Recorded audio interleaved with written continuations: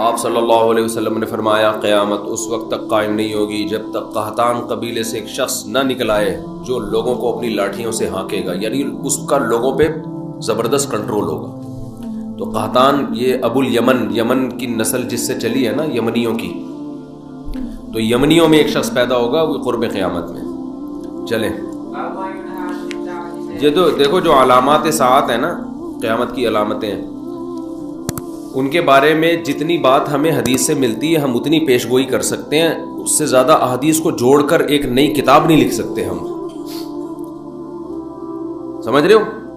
آج کل یہ بڑا مسئلہ چل رہا ہے مارکیٹ میں کہ یوٹیوب پہ کچھ اسکالرز آ رہے ہیں یا کچھ لوگوں نے نا پوری احادیثوں کو جوڑ کے نا ایک پورا پیش گوئیاں کی ہوئی ہیں کہ اتنے سال میں صدام حسین دریافت ہوگا، پھر اس کے بعد یہ ہوگا، پھر اس کے بعد یہ ہوگا، پھر یہاں سے آپ ٹن ماریں گے، پھر یوں جائیں گے، پھر 300، پھر 2000 فلانے میں یہ ہوگا، تو پھر 6 میں یہ ہوگا۔ وہ جب نہیں ہوتا تو لوگ قرآن و سنت سے بدگمان ہوتے ہیں کہ دیکھو حدیثوں میں تو تھا لیکن ہوا کچھ بھی نہیں۔ ہر مجدون کے نام سے کتاب آئی تھی صدام حسین پہ، انہوں نے سب کچھ امام مہدی والی سے متعلق جتنی حدیث ہیں وہ سب فٹ کر کے، تو میں نے وہ کتاب پڑھی نہیں تھی۔ میں نے کہا یار یہ جو چیزیں نبی سے منسوس ہیں نا وہ تو ہم نے پڑھی ہوئی ہیں حدیث میں، یہ تو انہوں نے جوڑا ہے اپنے انداز سے جوڑا ہے نا۔ تو مجھے بہت لوگوں نے کہا یہ پڑھو، میں نے نہیں پڑھی۔ میں نے کہا میرا دل ہی نہیں آتا اس کے اوپر، پڑھ کے دماغ خراب ہوگا اور کچھ بھی نہیں ہوگا۔ تو جب صدام حسین کو پھانسی پہ لٹکا دیا نا تو وہ کتاب ہی غلط ثابت ہو گئی، کیونکہ اس میں یہ اتنی تھا کہ پھانسی پہ لٹکے گا، اس میں کچھ اور تھا کہ آگے جا کے بہت کچھ علاقے فتح کرنے اس نے۔ تو اس لیے یہ کام چھوڑ دینا چاہیے، جو چیز جتنی مبہم حدیث میں رکھی ہے اس میں کوئی حکمت ہے تو اس کو مبہم طور پر ہی بیان کرنا چاہیے۔ تو جو ہے جیسے یاجوج ماجوج کا ہے، بس اس کو اجمالی طور پر ہمارا عقیدہ ہے کہ یاجوج ماجوج دنیا میں کہیں ہیں اور ایک نہ ایک دن نکلیں گے، حضرت عیسیٰ علیہ السلام ان کو قتل کریں گے۔ تو کیا ہیں کہاں ہیں ہمیں معلوم نہیں ہے۔ حضرت عیسیٰ ابن مریم نازل ہوں گے، ان کے بارے میں اتنی حد تفصیل سے ہمیں بتا دی گئی ہے، دمشق میں آئیں گے، ٹھیک ہے نا، مسجد کے مینار پہ اتریں گے، یہ بات ہمیں بتا دی گئی ہے۔ انہی کے دور میں امام مہدی بھی ہوں گے، امام مہدی ان کو نماز کے لیے آگے کریں گے مگر وہ نماز کے لیے آگے نہیں بڑھیں گے۔ بس کس سن میں آئیں گے اس کا قرآن و سنت میں کوئی تذکرہ نہیں ملا، آئیں گے دمشق میں، صحیح ہے نا؟ نہیں میں نے کبھی نہیں کہا 2025 میں، تو وہ یہ سب چیزیں اپنی جگہ ہیں۔ باقی ہم نے جو فیصلے کرنے علامات ساعت کو دیکھ کے نہیں کرنے، ہم نے موجودہ حالات کو دیکھ کر جو گراؤنڈ ریئلٹی ہمیں جس سمت میں چلنے کا حکم دے رہی ہے ہم نے اس کے حساب سے فیصلے کرنے۔ سمجھتے ہو کہ نہیں سمجھتے؟ مثال کے طور پر ہوتا ہی کوئی بھی آدمی خروج کرنا شروع کر دیتا ہے اسٹیٹ کے خلاف، یا کہیں بھی کسی ملک میں دھماکے شروع کر دیتا ہے اور کہتا ہے اصل میں خراسان سے ایک لشکر نکلنے والا ہے، حدیث میں آتا ہے، تو میں اس لشکر کے لیے لشکر تیار کر رہا ہوں چھوٹا، تاکہ وہ بڑے لشکر میں ضم ہو جائے۔ یہ چل رہا ہے مارکیٹ میں۔ تو بس امام مہدی آنے والے ہیں، تو وہ دیکھو حدیثوں میں تو آتا ہے جب یہ ہوگا جب یہ ہوگا، تو پھر وہ دیکھو ابھی امام مہدی آنے والے ہیں، ابھی یہ دھماکہ کرنا ہے، ہم نے فلاں جگہ بم رکھنا ہے، تو بھائی لشکر تیار ہو رہا ہے نا، تو خلاف خلیفہ بھی آ رہا ہے، تو ہم امام مہدی کے ساتھ ملیں گے۔ تو آپ کہو بھائی کب آ رہے ہیں؟ بھائی حدیثوں میں ملتا ہے دیکھو، تو وہ یہ لشکر ہوگا، اور خراسان میں ابھی دیکھو بم پھٹائے گا نہیں پھٹا، تو یہ وہی امام مہدی کا لشکر تیار ہو رہا ہے۔ بھائی ہمیں کیا پتہ یہ وہ والا ہے یا وہ والا بم پھٹائے، یا وہ والا جو امام مہدی کے دور میں پھٹے گا وہ بعد میں جا کے پھٹے گا، ہمیں کیا پتہ یار۔ تو وہ جب اللہ نے جو کام کرنا ہے وہ اللہ کو کرنے دو، آپ اپنے حساب سے دیکھ کے چلو گے، سمجھتے ہو؟ تو لوگوں کی صلاحیتوں کو بہت ضائع کیا جاتا ہے، سمجھتے ہو؟ جب وہ ہوگا تو وہ اس کی علامات پوری بتائی گئی ہیں کہ جو ہے نا وہ پتہ چل جائے گا آپ کو۔ جیسے نبی صلی اللہ علیہ وسلم کی نبوت جب ظاہر ہوئی تو پہلے سے یہود و نصارہ انتظار کر رہے تھے نا نئے نبی کا، تو جب ایک پیغمبر ظاہر ہوئے اور آگے حضرت ابو ذر کا ایمان کا واقعہ آ رہا ہے، کیسے انہوں نے تلاش کیا نبی صلی اللہ علیہ وسلم کو اور علامات دیکھ کر کیسے اندازہ لگایا انہوں نے۔ تو وہ اللہ تعالیٰ پھر ایسے نہیں رکھتے کہ 2-4 آدمیوں پر، وہ پھر اللہ اس کو منوا کے چھوڑتے ہیں جب کوئی کسی شخصیت کو اللہ اوپر لانا چاہتے ہیں نا۔ تو پھر نبی صلی اللہ علیہ وسلم نے جب دعویٰ کیا تو آپ کی دعوت پھیلی، آپ کے معجزے ظاہر ہوئے ہیں، پھر لوگ جوک در جوک ایمان لانا شروع ہوئے۔ تو حضرت مہدی کا بھی ایسا ہی ہوگا کہ ایسا نہیں ہوگا کہ وہ جناب جب ظاہر ہوں گے تو بس 4 آدمیوں کو پتا ہوگا. جب وہ ظاہر ہوں گے تو اللہ نے ان کے ساتھ اتنے ان کے برحق ہونے کے دلائل رکھے ہوں گے کہ آپ کو کتابوں میں کی ضرورت نہیں رہے گی. وہ اظہر من الشمس، چڑھتے سورج کی طرح ان کے برحق ہونے کے دلائل اللہ ان کے بھی اور عیسیٰ ابن مریم کے بھی قائم کرے گا. یہ خبریں پوری دنیا میں پھیلیں گی، کوئی انکار نہیں کر سکے گا. سمجھتے ہو کہ نہیں سمجھتے؟ تو کیونکہ ان کے ساتھ پھر ساتھ دینا واجب ہوگا نا، تو پھر اللہ اپنے بندوں کو ایسے نہیں، جیسے عیسیٰ علیہ السلام نے جب نبوت کا دعویٰ کیا نا، یا حضرت مریم نے کہا کہ یہ ولد الزنا نہیں ہے معاذ اللہ، تو اللہ میاں نے ایسے ہی نہیں چھوڑ دیا. حضرت عیسیٰ ماں کی گود میں پورے یہودیوں کے مجمع کے سامنے بولے ہیں. وہ تواتر کے ساتھ پھر بنی اسرائیل میں خبر پھیلی ہے کہ بچہ ماں کی گود میں بولا ہے کہ میں انی عبداللہ آتانی الکتاب وجعلنی نبیا. تو اتنا تواتر کہ جس میں جھوٹ کا امکان ہی ختم ہو جائے. ایک آدمی نے نہیں کہا کہ میں نے بچے کو ماں کی گود میں بولتے ہوئے دیکھا ہے. پورے یہود کے بڑے بڑے جتنے بھی علماء صلحاء سارے اس مجمع میں موجود تھے، سب کے سامنے عیسیٰ ابن مریم نے گواہی دی ہے. اور پھر صرف اتنا بھی نہیں، اس کے بعد کنٹینیو مسلسل آپ کی نبوت کی شہادتیں ملتی رہی ہیں ان کو. تو اللہ تعالیٰ پھر تبھی تو دیکھو یہ جو آج یورپ میں اتنا گوروں نے حکومت کی ہے نا اتنی بڑی دنیا پر، تو یہ کیا تھا؟ یہ عیسائیت کی بیس پہ ریاستیں خلافتیں قائم ہوئی نا. آج جو پورا یورپ ہے، یہاں جب گورے آئے انہوں نے مذہب کو نکال دیا، تو یہ ان کی حکومتیں مذہب کی بیس پہ ہی تو قائم ہوئی تھیں کہ پیچھے ایک پیغمبر کا نام استعمال کیا نا انہوں نے، عیسیٰ ابن مریم کا. یار رہنے دو.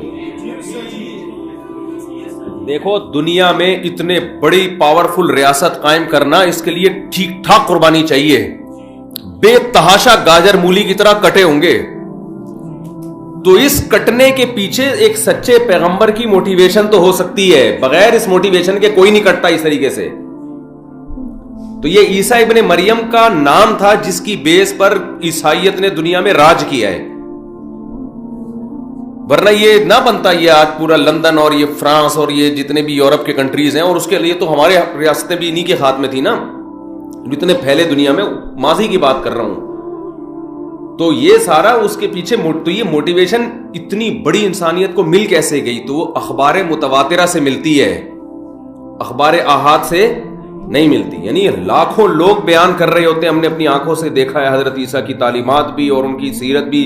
اس کے بعد جا کے لوگ، جیسے نبی صلی اللہ علیہ وسلم کا تھا، تو اس کے بعد جب اسلام آیا تو پھر وہ کتنی بڑی بڑی ریاستوں سے تھوڑے تھوڑے مسلمانوں کی جنگیں ہوئی ہیں. تو وہ کیوں فتح ہوئی؟ ان کے پیچھے رسول اللہ صلی اللہ علیہ وسلم کی شخصیت تھی. تو لوگ ان پر ایمان لے کر آئے. تو یہ ایمان اتنا پاورفل تھا کہ یہ 2-4 خبروں والا ایمان نہیں تھا. ہزاروں لوگوں نے آپ کی سیرت کو دیکھا، پھر لاکھوں نے اس کو نقل کیا. تو وہ جو موٹیویشن ملی اس سے پوری یہ پہلے بنو امیہ کی خلافت، اندلس کی خلافت، بنو عباس کی خلافت، پھر خلافت عثمانیہ، یہ ساری چیزیں سمجھتا ہے کہ نہیں سمجھتا؟ اور آج بھی جو جنگیں ہو رہی ہیں، اگر مسلمان زندہ باقی رہ گئے ہیں تھوڑے سے، تو اس کے پیچھے مذہب کی موٹیویشن ہے. تو یہ جعلی چیزوں کی موٹیویشن اتنی پاورفل نہیں ہوتی. بتانے کا مقصد یہ. تو یہ خود یہ جو سب سے پہلے یہودیوں نے دنیا پہ حکومت کی، پھر عیسائیوں نے، پھر اسلام نے، تو ہمیشہ بڑی بڑی ریاستیں آسمانی مذہب ہی کی قائم ہوئی ہیں. تو خود یہ بات بھی آسمانی مذاہب کے سچے ہونے کی دلیل ہے. کسی باطل بیس پر اتنی بڑی ریاستیں قائم ہوتی نہیں ہیں، کیونکہ اس کے لیے ٹھیک ٹھاک قربانی چاہیے. وہ قربانی حب مال اور حب جاہ والے دیتے نہیں ہیں، الا یہ کہ پاور بہت ہو تو پھر دے دیتے ہیں. وہ پھر تو قربانی رہتی نہیں نا.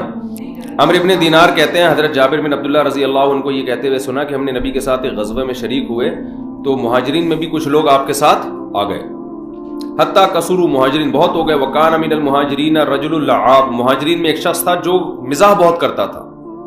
ان کی عادت کیا تھی؟ مزاح کی. تو انہوں نے کیا کیا؟ فکسا انصاریا، کسی انصاری صحابی کے جو پشت ہے نا اس پہ ہاتھ مارا، کولوں پہ ہاتھ مارا ایسے مذاق میں. ان کو غصہ آ گیا. فغضب الانصاری غضبا شدیدا، بہت سخت غصہ آ گیا انصاری کو. حتی تداعوا، ایک دوسرے کو بلانا شروع کر دیا، بھائی اس نے مجھے تنگ کیا ہے، آئے ہو بھائی ذرا اس سے انتقام لیتے ہیں. انہوں نے کہا، جب لڑائی شروع ہوئی تو انصاریوں نے کہا کہ یا الانصار، اے انصاریوں ادھر آ جاؤ. سارے انصاری جمع ہو جائیں، ان سے ہم نے جھگڑا کرنا ہے. تو مہاجر نے کہا کہ اے مہاجروں ادھر آ جاؤ. تو اب یہ قوم پرستی کی جنگ شروع ہو گئی نا بھائی. وہ کہہ رہے ہیں کہ جو بھی انصار ہیں وہ ادھر آ جائیں. مہاجروں نے کہا جو مہاجر ہیں ادھر آ جائیں. نبی صلی اللہ علیہ وسلم نے نکلے تو فرمایا ما بالو دعوی اہل الجاہلیہ، یہ جاہلیت والے دعوے کا کیا حال ہے، یہ کون سے تم باتیں کر رہے ہو. اب دیکھو یہاں قومیت کا استعمال کس کے لیے ہو رہا ہے؟ لڑوانے کے لیے. یہاں قوم پرستی تعصب ہے، حرام ہے، ناجائز ہے. نبی نے قوموں کے حوالے بھی دیے اور یہاں پر آپ قومیت سے منع کر رہے ہیں. ذرا سی جنگ ہو پنجابیوں میں اور پٹھان، ہم پٹھان ہیں، ہم پنجابی ہیں، اس موقع پہ یہ نعرہ ناجائز اور حرام. اور آج کل یہی چل رہا ہوتا ہے، ہم بھی ہیں، ہم بھی پنجابی ہیں، ہم بھی پٹھان ہیں، ہم بھی مہاجر ہیں. تو ایک دم ایسی جنگ چھڑتی ہے کہ پھر لاشیں اٹھانا مشکل ہو جاتا ہے. ایسا مذاق بھی ٹھیک نہیں ہے نا. تو بس غلطی ہوئی نا ان سے، تو ان کو تھوڑی پتا تھا کہ یہ ہو جائے گا. تو آپس میں بھی ایسے مذاق نہ کیا کرو بھائی. اچھا بھائی، نبی صلی اللہ علیہ وسلم نکلے، فرمایا فقال النبی صلی اللہ، ہاں فخرج النبی فقال، بھائی یہ حدیث کل پڑھیں گے، استاد جی آ نہ جائیں، نہیں آئیں گے تو پھر مکمل کر لو. تو میرے بھائی فقال النبی تو نبی صلی اللہ علیہ وسلم نے فرمایا ثم قال ما شانهم، آپ نے فرمایا کیا ہوا ان کو؟ فاخبر بکسعۃ المہاجری الانصاریہ، صحابہ نے بتایا کہ انہوں نے ایسے مذاق کیا تھا. اس کے بعد جنگ شروع. فقال النبی صلی اللہ علیہ وسلم دعوها فانها خبیثہ، آپ نے فرمایا اس نعرے کو چھوڑ دو، یہ خبیث ہے. یعنی قوم پرستی کا نعرہ کیا ہے؟ خبیث. ایک حدیث میں آتا ہے منتنا، بدبودار. وہ جو بچہ، بکری کا بچہ نہیں پڑا ہوا ہوتا کچرے میں، مردہ بچہ، تو اس سے جو اس کو بھی منتنا کہتے ہیں نا، بدبو پھیلا رہا ہے. تو یہ قوم پرستی کا نعرہ کیا ہے؟ بدبودار. وقال عبداللہ ابن ابی ابن سلول، عبداللہ بن ابی ابن سلول منافق کو موقع مل گیا. یہ خود بھی انصار میں سے تھا، اس کو موقع مل گیا، بھائی اس جنگ کو تھوڑا کیا کرو، تھوڑا بھڑکاؤ یار، آگ لگاؤ، اس میں آگ لگاؤ. اقد تداعوا علینا، انہوں نے کہا تداعوا علینا، انہوں نے کہا اچھا یہ مہاجرین نے ہم پر اپنی قوم کو بلایا ہے ہم سے لڑنے کے لیے. لئن رجعنا الى المدینة لیخرجن الاعز منها الاذل، تو کہنے لگے کہ اچھا ہم نے تو ان لوگوں کو پناہ دی ہے مکہ میں، مدینہ میں، یہ کمزور لوگ تھے، ہم نے مدینہ میں ان کو پناہ دی ہے اور یہ ہم سے لڑنے کی باتیں کر رہے ہیں. ہم واپس جائیں گے تو ہم جو عزت دار لوگ ہیں معاذ اللہ ان رسوا لوگوں کو نکالیں گے. یہ وہی نعرہ ہے جو ایک سیاسی لیڈر نے نہیں کچھ دن پہلے ایم کیو ایم کے بارے میں لگا دیا تھا کہ یہ ہندوستان سے لٹے پٹے آئے تھے تو ہم جو ہے نا ان کا تو کوئی پرسان حال نہیں تھا. تو اس وقت بڑا کراچی میں پھر فساد شروع ہو گیا تھا. لیکن وہ فساد بھی وہ کیا ہوا، اس کا جملہ اس کی ذات تک تھا نا، اس نے پوری قوم کی نمائندگی میں تو نہیں کہا. فسادی لوگوں نے اس کو پوری قوم کی نمائندگی سمجھ کے پوری قوم کے خلاف تقریریں شروع کر دی. تو جیسے وہ فسادی تھا نا، ایسے یہاں سے بھی جو رپلائی گیا وہ بھی کس پر مبنی تھا؟ بھائی اس نے پوری قوم کی نمائندگی میں تھوڑی کہا تھا، یہ ایک آدمی کا تھا نا، آپ اس کے خلاف بولتے، لیکن جو رپلائی گیا ہے وہ پوری قوم کے خلاف گیا. تو یہ شرارتی لوگ ہوتے ہیں اور ہم جیسے بیوقوف ان احمقوں کے پیچھے چل رہے ہوتے ہیں کہ ہاں ہمارے لیڈر نے ماشاءاللہ بڑی خاندانی بات کی، ہم سب اس کا ساتھ دیں گے. وہ بھی گدھا تھا جس نے یہ بیان دیا تھا، اور جس نے پوری قوم کو اس بیس پر رپلائی کیا وہ اس سے بڑا گدھا تھا. تو دونوں گدھے ایک جیسے تھے. تو ہم پڑھے لکھے اگر ہیں تو ہمیں ان گدھوں کو فالو نہیں کرنا. تو عبداللہ بن ابی بن سلول نے فوراً اس سے فائدہ اٹھا کے کہا کہ اچھا یہ لوگ تو کمتر لوگ تھے، ہمارے پاس آئے تھے لٹے پٹے، اور ہم واپس جا کے ان کو نکالیں گے. تو حضرت عمر کھڑے ہو گئے. حضرت عمر نے عرض کیا یا رسول اللہ، حضرت عمر کا وہی اسٹائل تھا جو ہمیشہ سے رہا. حضرت عمر نے فرمایا لئن رجعنا، جب اس نے کہا تو حضرت عمر نے فرمایا الا تقتلوا هذا الخبيث. صحیح ہے نا. اب دیکھو حضرت عمر نے سارے انصار کو برا نہیں کہا، یہ خوب سمجھو. هذا الخبيث خاص اس کی طرف اشارہ کر کے کہ یا رسول اللہ، دو روایتیں، ایک میں کہ آپ اس کو قتل کیوں نہیں کرتے، یا آپ مجھے اجازت دیں میں اس کی گردن اڑا دوں اس کی. یہ نہیں کہا کہ یہ انصار ایسے ہیں، یہ یوں ہیں تو فلانا ہے، تو ہماری وجہ سے ان کو اسلام ملا ہے اور ہماری وجہ سے ان کو بھی تو فتوحات مل رہی ہے. تو یہ سب نہیں کہا حضرت عمر نے. حضرت عمر نے خاص اس شخص کے بارے میں کہا کہ یہ فتنہ پھیلا رہا ہے، تو یا رسول اللہ آپ مجھے اجازت دیں میں اس کو قتل کر دوں اور اس خبیث کو قتل کر دوں. تو نبی نے فرمایا لا یتحدث الناس انه كان يقتل اصحابه، نا، اگر ان کو قتل کر دیا، مجھے بھی پتا یہ نالائق شرارتی ہے، تو لوگ کہیں گے اگر میں نے قتل کر دیا، لوگ کہیں گے کہ محمد صلی اللہ علیہ وسلم اپنے ساتھیوں کو بھی قتل کر دیتے ہیں. کس قدر بہترین سیاست ہے دیکھو کہ بھائی جو غیر مسلم ہے نا وہ اپنے آپ کو اسلام میں محفوظ نہیں سمجھیں گے. وہ سمجھیں گے بھائی یہ انہی کا کلمہ پڑھتا ہے, انہی کے ساتھ جنگوں میں گیا ہے, اور کوئی بات پتہ نہیں کیا ہوئی اور گردن اڑا دی, تو ہم بھی جائیں گے, تو ایسا نہ ہو بات بات پہ ہماری بھی گردن اڑائی جائے. کتنا بڑا فسادی تھا, لیکن اس کے باوجود آخر دم تک نبی صلی اللہ علیہ وسلم نے اس بیس پہ قتل نہیں کیا کہ قوم پرستی کی جنگ بھی چھڑ سکتی ہے اس سے. اور دوسرا کیا ہوگا کہ جو مشرکین ہیں وہ اسلام میں ان کا داخلہ بھی رک سکتا ہے. تو یہ اس سے پتہ چلتا ہے کہ ہمیشہ جب بھی آپ کوئی فیصلہ کریں تو دو بڑی مصیبتوں میں سے چھوٹی مصیبت کو اختیار کرنا چاہیے. ہمارے ہاں جو جذباتی فیصلے ہوتے ہیں ان میں ہم یہ دیکھتے ہیں کہ یہ کام غلط ہو رہا ہے, لہذا اس کو فوراً ٹھیک ہونا چاہیے. یہ نہیں سوچتے کہ اس کو ٹھیک کرنے کے چکر میں 4-6 جو ٹھیک کام ہے وہ بھی الٹے ہو جائیں گے. تو یہ زندگی کے ہر پہلو میں الحمدللہ ہمارا فیصلوں کی بنا یہی ہوتی ہے کہ بس یہ غلط ہے تو اس کو ٹھیک کر دو. جذباتی پن, جیسے میرا ایک بیان ہے کہ فرانس کا بائیکاٹ کرو نا, فرانس کی مصنوعات کا. میں نے پھر اس بیان سے رجوع کیا. استاد صاحب سے میں نے پہلے ایک بیان دیا تھا, فرانس میں گستاخی کے خاکے آئے تھے نا, تو میں نے اس بیان سے میں نے استاد صاحب سے کہا کہ ہم نے فرانس کے تو بائیکاٹ کرنا چاہیے, گستاخی کی ہے انہوں نے وغیرہ وغیرہ, ان کی مصنوعات کا بائیکاٹ کرنا چاہیے.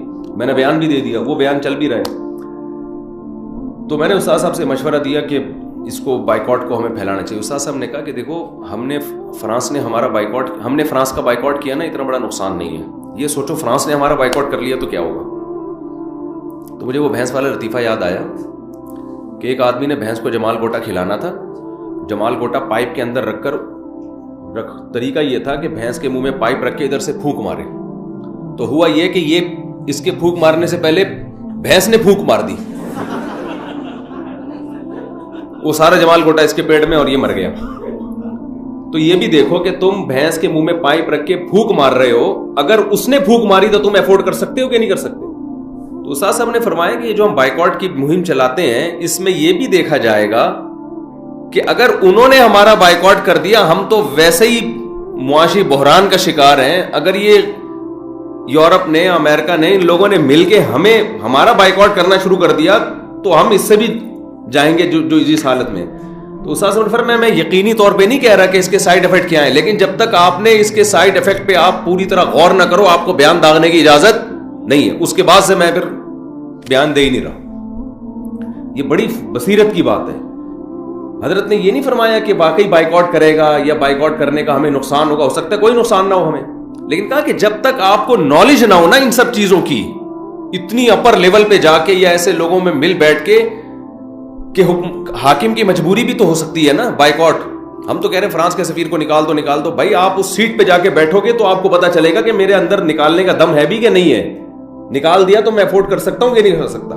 تو جذباتی تقریریں, روڈ بلاک کرنا, یوں کر دینا, یہ تو نیچے کے لوگ کر رہے ہوتے ہیں. جو اپر لیول پہ ہوتا ہے وہ کبھی غلط بھی کر سکتا ہے, 2 نمبری بھی کر سکتا ہے, لیکن بعض دفعہ وہ مجبور بھی ہوتا ہے. تو جب تک آپ نہ ملیں کسی سیاسی لیڈر سے اور جو اپنے حاکم سے, وہ جب تک آپ کو اس کے سامنے کیا مجبوریاں ہیں, یا تو بیان دو ہی نہیں, دو تو پھر پورے پروسیس سے گزرنے کے بعد ایک رائے قائم کریں. آپ اس سے پہلے آپ کو رائے قائم کرنے کی اجازت نہیں ہے. سمجھتے ہو, یہ نبی کی سیرت سے ہی میں پتہ چلتا ہے. اتنا بڑا منافق تھا لیکن آپ نے گردن نہیں اڑائی اس کی, اس لیے کہ جو امیج دنیا میں جاتا وہ امیج اچھا نہیں جاتا. تو کس کو دنیا میں بتاتے کہ بھئی یہ منافق تھا, یہ 2 نمبر تھا, تو یہ تو اس کو ایکسپلین کرنا اچھا خاصا مشکل کام بن جاتا ہے. سمجھتے ہو کہ نہیں سمجھتے؟ ارشاد.